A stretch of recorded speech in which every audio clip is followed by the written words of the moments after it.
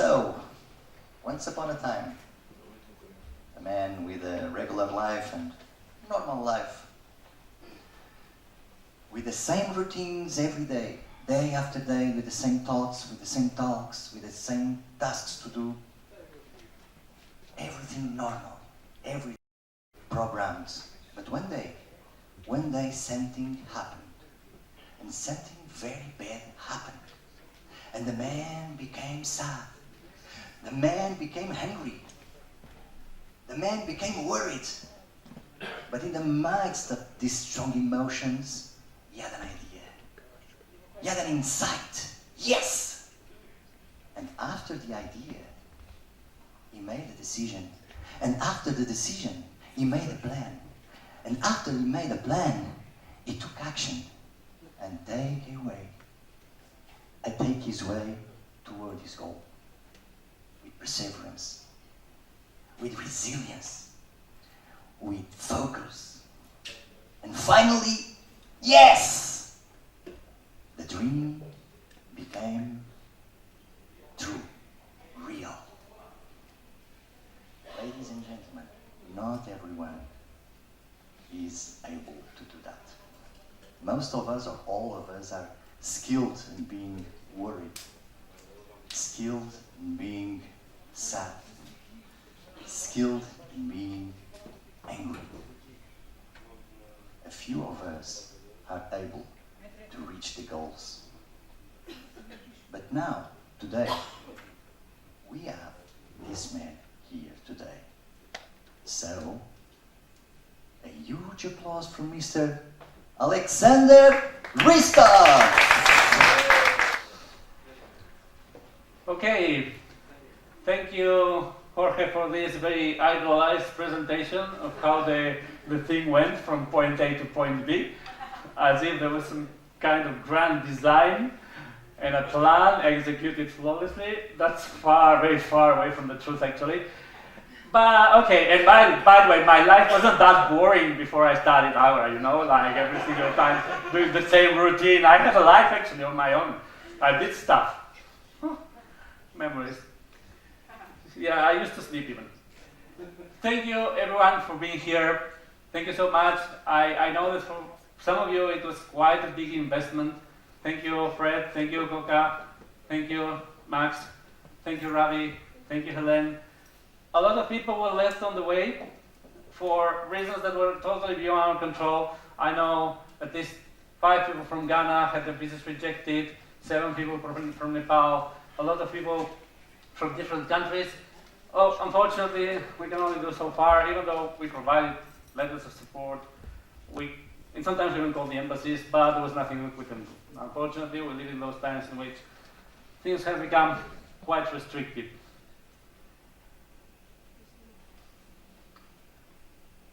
So this has been an amazing year, actually, for Agora. During the last year, we managed to open about 70 clubs, making the grand total to 107. And of course, I'm here to tell you some of the things that you already know. This was the latest clubs that we opened. And some of the things that you don't know, which actually I think is kind of the point coming here. These are the clubs that exist. But the good news is that we have a huge amount of interest, actually, because we finally struck the right chord. And people are yearning to make a change in the world. People are yearning to do something that's useful for their communities. But they just don't have the tools. And Agora is here precisely to teach them and to provide them those tools. And actually, some of them can't believe when we try to tell them, to explain it to them, is that Agora actually doesn't cost you anything. Agora is completely free. Well, some people, not even my parents, understand that yet. Hopefully sometime they will. They keep asking me what's my plan for monetizing Agora, and I keep telling them there's no plan for that, for the time being or ever. So they can't even believe about that. And when they finally understand that we're not here to promote some kind of hidden agenda, that we're not here to proselytize some kind of religion, that we're not here to change anyone's mind, that we're really here to empower people to pursue their own dreams, whatever they may be, professional, personal, and to train them as leaders. And in the process, and that's the important part, and that's the third part of our mission, and in the process, to help the communities in which they live. So, long story short, this is a map of all the clubs that don't yet exist, but where we have an active group gathering members, in some cases like in, oh God, I forgot to place a plane there. In Turkey, they have like 32 members, and they are ready to charter. So as you can see, we're talking about at least 30 to 40 clubs in as many countries as those. Yeah. But of course, with everything come new challenges, and that's why this idealized version of point A to point B doesn't really work very well in the real world. And I'll talk about that a bit later. We've been introducing successively new systems to streamline a bit that process and to make it more formal. Because too many times people are super enthusiastic about starting a club. They want to start it tomorrow, and they are like 30 people, and we want to start, we want to meet. Okay, when I tell them, I need sometimes even to calm down this enthusiasm. Meaning, listen, Agora is not a social club, and you're not going to become a leader just by joining a club and, yeah, let's meet. Okay, and then you arrive in the meeting, I ask them, and then what happens? So we need to cool down a bit that enthusiasm and introduce a more formal process in order for Agora to be useful. Because at the end of the day, again, it's not about meeting new people, that's always good, but it's about learning. Agora is about an educational foundation. So we introduced, for the first time, user registration as such. We have a single sign-on that is going to be at the center of all our systems. And one thing that struck a chord, and it struck a chord by the way it was formulated, but I already knew that that was a problem, was a phrase that my friend here, Koka, mentioned, that right now the strategy for Agora has been trying to have clubs that act as seeds in every single country. Because there have been such initiatives like this one in the past, but they withered. Because if you start small in a country and you expect some sort of organic growth, that's not going to happen. In the world that we live, we need massive growth and we need to be present everywhere. And that has been the driving strategy, trying to have a club open everywhere in the world. At least one that can act as a seed from which the other ones will grow. And in fact, the usefulness of that proves a success because people from that club, they learn, and then when they move away, they can create their own clubs. And in fact, for example, Daniel Paul from Thailand, he founded a club, and one of the members, Joe, is now in KL, Kuala Lumpur, and she is leading the effort there. But the phrase that Koka said to me was, our clubs are like orphans. They're isolated. And that's true. That's true. We need to work, and that's going to be the second part of the strategy, a lot more on creating a community. And organizing a convention was one of the first steps towards that, but we're going to have many more. You have seen recently that we have introduced some new systems, like, for example, the community chat, where people can communicate instantly with other members, or the community forums, where we expect people to join in working groups and discuss all aspects of the foundation. Because one of the things I always keep insisting, but people don't really appreciate it, I think, is that all of us make Agora. There should be a rule actually against my picture in the first place. Agora is not about me, I'm not at the center of Agora. All the clubs are important, all the people that are doing the work, the actual work in the clubs are equally important. In fact, they're more important because they are the ones that are at the base of Agora. Agora is nothing without them. Agora is merely an idea if it wasn't for those people. Now, during the year, of course, there have been some disappointments. Some of them were quite hard. Some of them, well, I talked about some of them. Some of them are not really known. But just so that you know that it's not all roses and wine. For example, we were going to charter a club in Botswana. Petzani Mapete was going to be the ambassador there. And unfortunately, at the exit of pub, he got stabbed and killed. We had people like Greg Poe in the United States that wanted to lead a huge group there. And it was quite a shock when I learned that he died of a heart attack as well. So I would like to offer some kind of tribute to those people that we lost literally along the way, and they were very committed.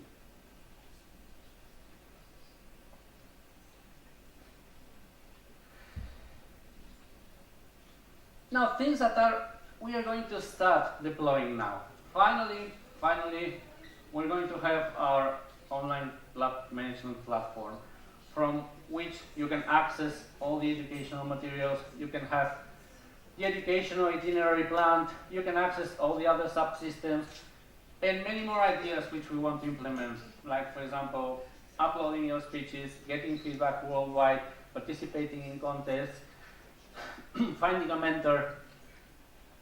A lot of services that we want to offer the community as such, as a whole, not individual clubs. Another system that we will be deploying soon is again an accounting tool for clubs to keep track of their accounting and meet the reporting requirements. It's going to be optional for those that want to use it. And it's going to be super easy. So you just write your expenses, write your membership fees. It's going all to be tracked automatically. So you don't need to worry. We want to make things as easy as possible for everyone. More systems that we're going to introduce is we're going to provide free hosting for all the clubs that want to have a website, because there are many countries that lack either the infrastructure or the funds or the technology skills to actually do it. So anyone that wants to have their club under the Agora domain, he can have a website provisioned and fully managed by him.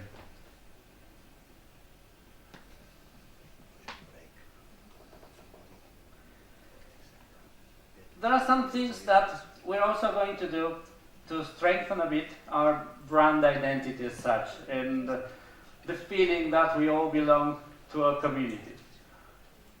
There is an official anthem that has been composed by Kang Par from Indonesia.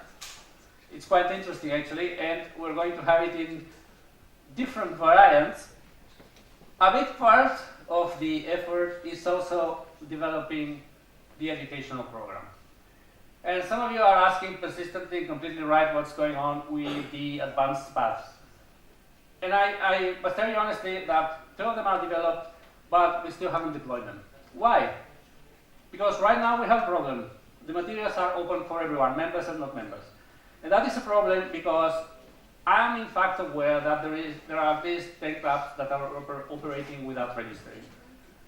Which is a bit absurd, because registration doesn't cost anything, and you become part of the community that's offering more and more services. And in fact, operating a club without registering, it hurts us as a foundation. And I mentioned that at the trainings, because if we want to remain free, and at least that's the intention, we do need to have funding from other sources. It be either corporate clubs, or state grants, or sponsorship from private companies. But of course, there's a difference between going to the European Union, for example, or the Spanish government and telling them, listen, we're Agora, we want some funding. Okay, so what do you do? How many people are you? Okay, we have 20 clubs. Oh, okay, well, here are 10 euros. And there's a difference between that and going to them and saying, listen, we're 200 clubs in the world, we're 300 clubs. So it's not about just some sort of desire for controlling, because the people that run clubs, you know that we don't interfere at all, you manage them the way you want. That's the way it should be. It's more about having a joint volume that translates into strength. And it gives us more opportunities. For example, what Jorge mentioned, that once you have a critical mass in a country, like 3 clubs, 4 clubs, 7 clubs in Portugal, you can organize already regional conventions. But if you don't even know that those clubs exist, you're not going to be organizing anything. And it gives more opportunities to members as well. In the sense that, okay, you've been speaking in front of a club for about a year, they have become your friends, your acquaintances. It's no longer a challenge, it's turned into some kind of social event. You need to be constantly pushing the boundaries, your zone of comfort. So it's good if you know that there's another country in your same city or in your country, and that you can actually visit them and have another challenge of speaking in front of an audience you don't know. So that's why we're going to be closing the wiki before deploying those advanced educational paths, so that everyone is registered and all the clubs that really want to operate under Agora are registered as such. Still going to be free as always. That's never going to change as long as it depends on me. But we need to have awareness of where we stand, how many we are actually. Now, in terms of educational program, we have been very focused also up to now on the public speaking leg. But Agora has a wider mention. That's why when they ask me, is this some sort of clone of someone else? I say no. I mean, you can consider that we started as some sort of fork, but it's not a clone by all means. We have bigger, much more ambitious goals, and we work on many more skills, including the part of leadership, and 2 auxiliary legs that are debating and critical thinking. So, for example, we started introducing some projects that are related to public speaking, but are also related to fight some other things, and to educate leaders as such. Silently introduced, with not a lot of fanfare, like Today We Travel To, which is a kind of project similar to the book of the day or the thought of the day, but with a much deeper goal, because it strives at fighting demonization or dehumanization of collectives. Meaning, okay, traditionally if you're in the United States, you bash Russians. If you're in Russia, you bash Americans for your problems, or I don't know, you pick some random scapegoat. The point is, we don't want that. We don't want people that can be easily manipulated. We want people that are not easily swayed into aggression or into fighting some collective. And it's good that those projects are going to fight that in a way that is very nuanced. And it's good that we have some professional cartoonists that are supporting us in this effort. So that's quite a thing. You'll see those projects deployed really soon. Well, this one is already available if you want to use it in your class.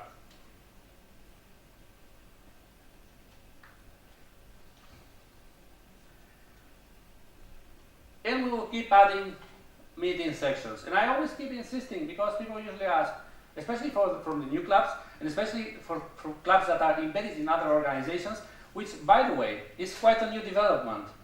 Apparently, what we are offering is so good that other organizations want to join as a whole. There was a country where we started recently. I don't want to mention it because it's still up in the air. And we started opening clubs. There were 2 clubs open last week. And there was this organization that works with public speaking as well. It's a non-profit as well. And they have clubs in all the regions of that country. So they reached out and said, okay, can we cooperate in some way? And I said, sure. So the idea came up of this embedded club, meaning you preserve your structure, you preserve your organization, and you add an Agora activity, like a club within a club, to your clubs. And they accept it. So the end effect is that the whole organization will be joining or will be partnering with Agora, and every single of their clubs will have an Agora club joining us. These are the opportunities that appear, some of them unplanned, when you don't have any specific agenda other than helping people, and you're offering that for absolutely free. And one thing I want to insist in is that when they ask me, okay, can we keep doing other things that we were doing in the club? Because we have this educational activity, we have this game, we have this. By all means, do it, please. We actually want to encourage clubs to try new ideas, to experiment, because no one is cleverer than all the world combined, or smarter than all the world combined. So by all means, try new things, and if they work, please share them with us, so that we can incorporate that into the educational program. And in fact, that's how the Agora youth program started, because the idea that Jorge had, he carried out the first event for kids in Portugal. Then Fred Jones from Canada came to me and said, listen, I would like I've been working 30 years on this, I would like to help. And I said, by all means, actually, can you even lead this whole thing? Because I'm personally very interested, but I don't have the time or the knowledge, to be honest. So by all means, if you have an idea, share it. Share it. It's not about our headquarters saying this is the new thing. No, it all comes from you. The idea, for example, for icebreakers was something that came from Emma in one of the meetings, when she suggested some sort of different section from the hot questions that was more oriented, less formal than hot questions, but more oriented towards helping people break the ice in the clubs. So this mosaic is made up of things that you suggest, not only that, I know, people in a cave come up with. And now, I would like to share with you, again, some of the things that you probably don't know in terms of how to be successful. Well, the first thing is start now. Don't wait for the perfect moment. Don't wait for the perfect environment, because that's never going to happen. And because you cannot plan for problems that you don't know. There is a club, sort of, in a country, again, I won't mention, that has been planning for a year to charter and to schedule their first meeting. But they still haven't. Why? Because they are still designing the perfect club constitution and bylaws. Yeah. And there's another club that chartered, and they said, okay, we're going to charter in 2 months and a half, somewhere in November. And I said, that doesn't seem like a scheduled meeting. That seems more like an idea to have a meeting. If you have any plan, more than 2 weeks ahead, that's not really a plan, that's a wish. And they told me, well, but there's going to be elections in the country. You know that? Well, that's an excuse. There's always going to be something. There's always going to be either elections, or a football match, or an Agora convention, or something, or Christmas, or a national holiday. There's always going to be something. That shouldn't stop you. You're never going to be perfectly prepared. So this is an idea. This is an example. We did a marketing campaign that turned out to be quite successful, by the way, and we used, in all the countries, more or less the same template. You know, an ink splat there with the banner of the club, and then some words, and it all worked well until we came to Ukraine. And of course, we did exactly the same things: ink splat, national flag, and there was a comment like, "Wow, you do have a strange map here of Ukraine." And when that woman mentioned it, I thought, darn, she does have a point. But she has more than a point, because that sort of map of Ukraine omitted an area which is right now quite contentious, which is Crimea, that was snatched by the Russians. So it was an issue of national pride, actually, and that was having a counterproductive effect. But that's something you can never think of if you don't actually go into the water. If you're designing the perfect campaign, still you cannot account for problems like that. While you're practicing on the beach your perfect swimming pose, you're not noticing the shark that's going to eat you when you go. So yeah, in the next step they changed that to make it absolutely clear that it's not a map of any kind. Another secret. Here are some of the emails that I got when I was starting Agora. So you can see that, well, they were, let's say, a bit less than friendly. Yeah. So, for example, well, it's too late to do anything, we won't be standing with you, what you're doing is illegal under Canadian law and maybe under California law, or don't bother me again with this garbage, or haha, this is comical and all that. And, well, you know, that's going to happen. When you lead, you will create resistance. People will not agree with you. If you just get on a stage, and I'm sorry to refer to the same speech, but it was so frustrating to watch it, with your underwear outside out, and deliver a speech against bullying, and you win a world championship with that. And yeah, everyone agrees with you, oh yeah, poor guy, nobody should bully. But then nothing happens. And that's not really leadership, it's a waste of talent, actually. Leaders propose concrete actions, do concrete stuff, and they create resistance. So you know what? The best advice for that is an nasty combination that I particularly love. And I started using it all the time. Well, this is another one actually, this one. And you know, the decision to make Agora was the best one ever probably, because it allows you to just let go of those people. You're not selling anything. You don't need to convince everyone of everything that you're doing. No, and we actually started using it in Spain. When we got replies like, ha ha ha, are you really a non-profit? Ha ha, I don't believe a word of what you're saying. Okay. Live your life, be happy, whatever. So when you start doing things, you need to recognize that some people will not agree. And it's not going to be fair. Some people will actively fight you.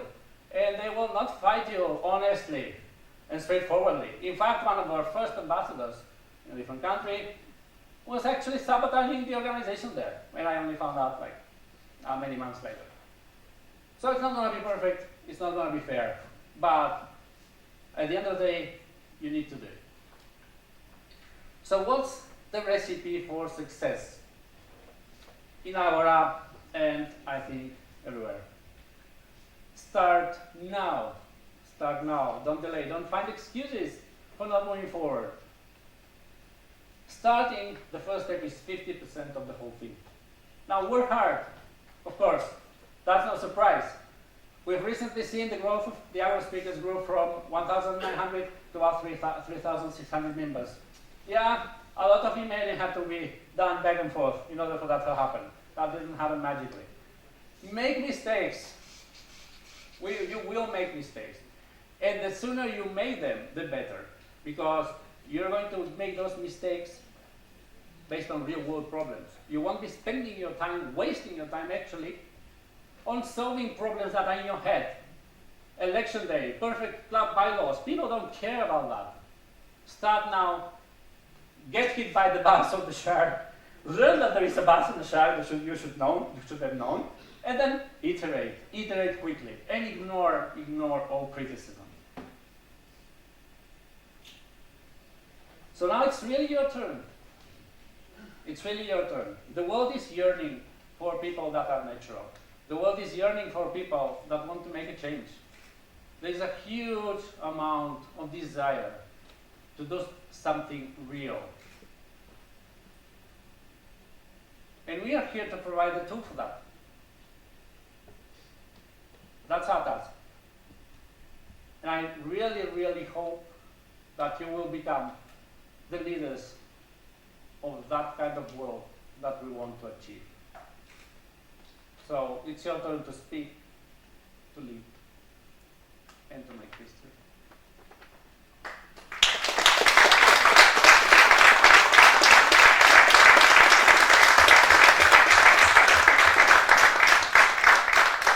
Thank you.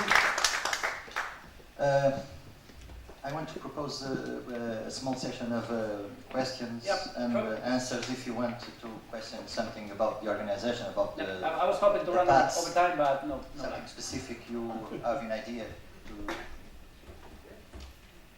Feel free to ask me anything. Just don't throw out food at me. Hi, thank you for your words. Just for starting with an easy question. Okay. Open batches, is this coming? What's Open batches. Yeah, yeah. It is part of the online platform that I mentioned. Thank you. Okay, another question?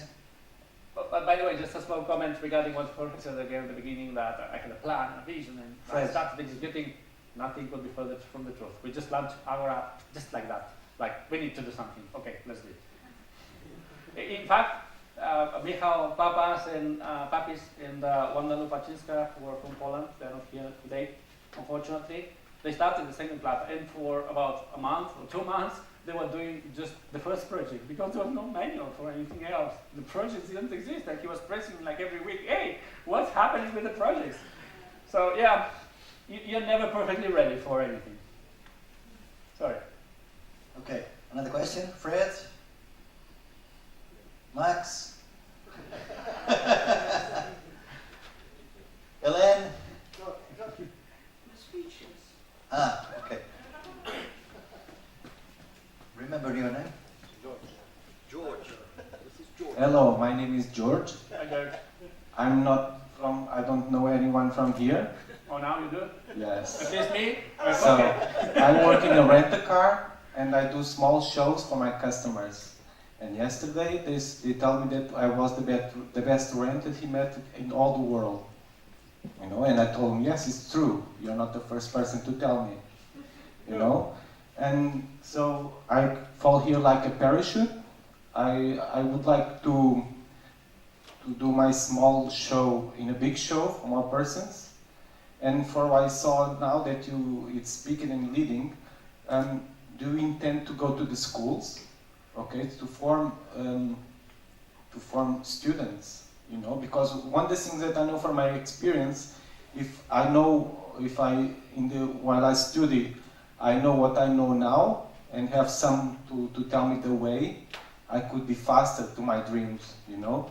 So I think that now I want to share my experience with other people, and I think with the students are a good way to do it, and I think this is very important. I'm here because a Mexican showed me that Miguel Angel Cornejo, I know that there is here Jose Ayala, is a Mexican, and he was a world speaker, you know, and I know that in the schools it's a nice place to grow and to create seeds for the future, and we need people that be leaders and not followers, and we can do it at the schools. Is that a possibility? You are absolutely 100% right. It is not only a possibility, it's something that we're striving for very hard, not only with the youth program, but also with activities oriented towards having the Agora program in school. Not only in school as, okay, here we have, like happened to Mr. Koga, he's a teacher in a school, and he founded the first lab here. No, we want that with state support in our schools, because I completely agree with you. I couldn't agree more with you. In fact, research shows that when people crystallize an opinion on something, if it's a radical opinion especially, like those demonizations that we saw, like those manipulations that happen constantly, it's very difficult to move them away from that opinion. And it doesn't work presenting arguments. When you present arguments, they become more entrenched in that opinion. It works counterproductively.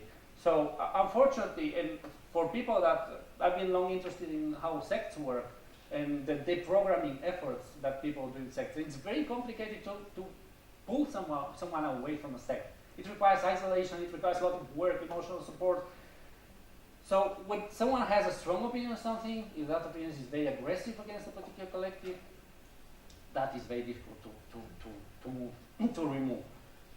So indeed, one of our primary targets are schools and the young population. Again, not to tell them what to think, but to give them the tools to think critically. When they're exposed to an argument that appeals emotionally to them and that stirs some need to hurt other people or to hate other people, they should realize that a manipulation is taking place and fight that actively. So absolutely, absolutely. Unfortunately, for the older people, older, not in the sense of age, but those that have already a very formed opinion, that's going to be difficult. We can help them only like tangentially. But we have a lot of pending work with the youth. I totally agree, and that's our desire, to be present in every school. Tomorrow, part of the morning, there is a time to have a debate about school programs here.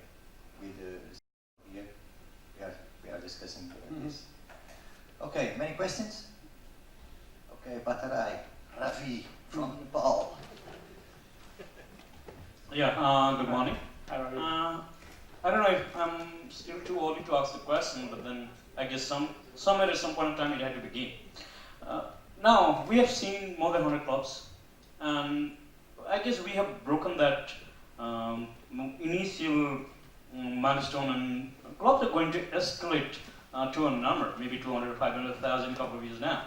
So when it's growing in that number, what are your plans to delegate the leadership so that, like, maybe in a person alone, you won't be able to make it when it's global and it's going in hundreds in every single month? How can we support you to realize the vision that you're having? Love your question. Absolutely love it. Yeah, I would appreciate some of that indeed. I mean, I know that most people are super busy running their local clubs, and that takes a lot of effort. But of course, the intention is to, and it was always the intention, to have a governing board and to have the ability, a platform where everyone could file a motion for change and the whole membership would be able to vote on it. We had to go away for a while from that particular approach because there was a moment at the beginning of Agora, and I see that that happening in new clubs where we were very few. The organization was not very stable. It is still not very stable, by the way. I mean, we can disappear I don't know, in a month or two if we don't keep pushing. And some people try to change the whole nature of it. And also because of the way we started, we have some, let's say, not very friendly attitudes towards us in other places. Let's leave it at that. And that combined with the fact that we didn't have a user registration system to know who is actually a member of Agora and who is not, that's created a very dangerous situation. And there was some votes in it initially that almost resulted in a lot of external people trying to change the nature of Agora through that mechanism. So at some point I said, listen, this is not going to work. So we need to approach Agora as a project initially, and a project that has a project manager as such. And I try to listen as much as possible, as I mentioned, to everyone. But that cannot continue forever, of course. I also need to have a life as well, apart from Agora. So yeah, the intention is once Agora is stable, once we know who the users are, the actual members, like in the user registration system, and you can identify them, and once we deploy the platform, then by all means. Now, regarding in terms of regional organization, right now we have this figure of ambassadors of countries that are more like evangelists or promoters of Agora. They're not really managing figures as such. I honestly don't have, much to Jorge's disappointment, a grand idea of how Agora should work managerially. So I guess we will have to figure it out. I'm open to whatever ideas you can propose, or suggestions, and as I said, we all make Agora, not about me only. Okay, done? Last question? No? Okay. I can speak up here. Vincent, yes? My voice travels far. Oh, now you're going to make me look bad. Okay, let's see whose voice is more. I don't have to speak for half an hour. Thank you. About language, and it's changes into different languages. I mean, I'm coming from Malaga, and most of our members don't speak any English. Therefore, they didn't come to this convention. Is there any sort of idea in your website? I know that it now exists in Spanish and in English, but is there some sort of a possibility that people from non-English or Spanish-speaking countries somehow log in and create or have access to information, somehow translate, or because being a global network, it somehow needs to have some interfaces between different languages. Is there something in the background? absolutely. But the website is not only in English, and maybe the landing page, because of historical reasons and the technology under which it's implemented, which makes it difficult to translate. But the wiki itself is available in quite a few languages.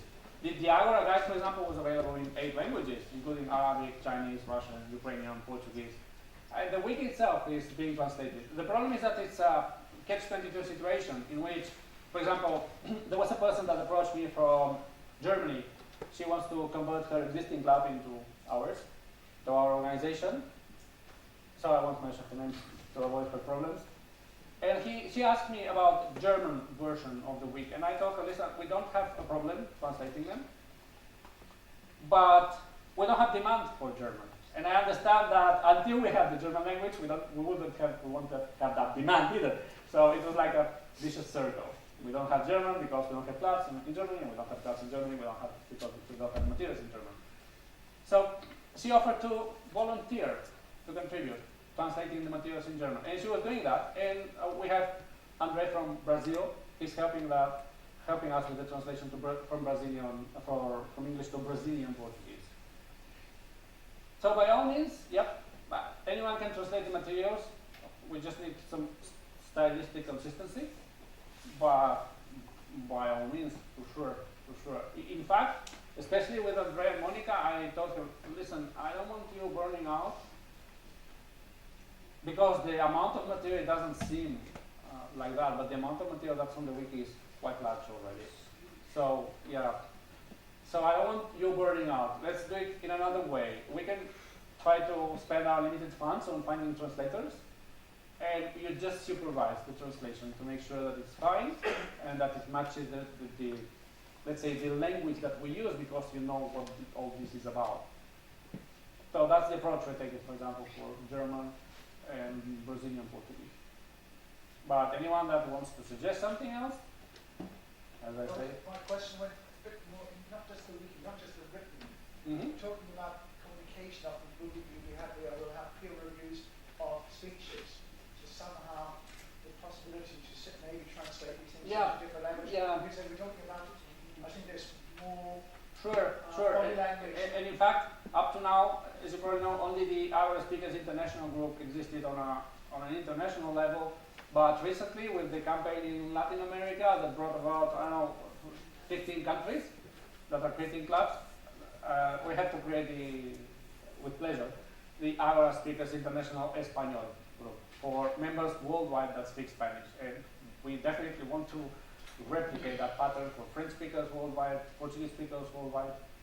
So yeah, in terms of conferences, well, unfortunately, English is like, for good or for bad, the worldwide lingua franca, so we are going to speak with English for the international conventions.